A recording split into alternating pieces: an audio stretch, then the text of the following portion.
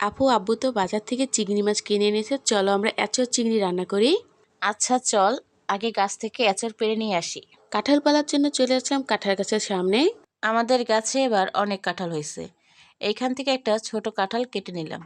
দেখো আমরা একদম ছোট একটা কাঁঠাল কেটে নিছি এখান থেকে। এখন হচ্ছে আপু এই কাঁঠালটা কাটবে। কাঁঠালে যেহেতু আঠা থাকে, তাই হাতে একটু তেল মেখে নিলে কাঁঠাল কাটতে সুবিধা হয়। তাই হাতে তেল মেখে নিলাম। সাথে আপু বটিতেও তেল মেখে নিছে।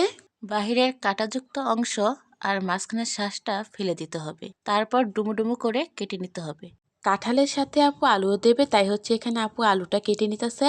এই তো এখানে আমাদের আলু আর এঁচড় কাটা হয়ে গেছে। এইগুলো ভালো করে পানি দিয়ে ধুয়ে নিতে হবে যেন কষ ভাবটা না থাকে। তারপরে একটু হলুদ আর লবণ দিয়ে এগুলো সিদ্ধ করে নিতে হবে। সিদ্ধ হয়ে যাওয়ার পর হচ্ছে এগুলো ঠান্ডা পানিতে একবার ধুয়ে নিতে হবে। এখন হচ্ছে আপু এগুলো রান্না করে নেবে। রান্নার জন্য কড়াইতে তেল দিয়ে তার মধ্যে তেজপাতা দিব। এর মধ্যে পেঁয়াজ কুচি আর লবণ দিয়ে সামান্য এঁচড়গুলোকে ভেজে নিব। এখন আপু এর ভিতর দিয়ে দিল 2 চামচের মতন আদা রসুন বাটা। আদা রসুন দেওয়ার পরে একটু পানি দিয়ে দিলাম। একে একে হলুদ গুঁড়া, মরিচ গুঁড়া আর ধনিয়ার গুঁড়া দিয়ে দিলাম।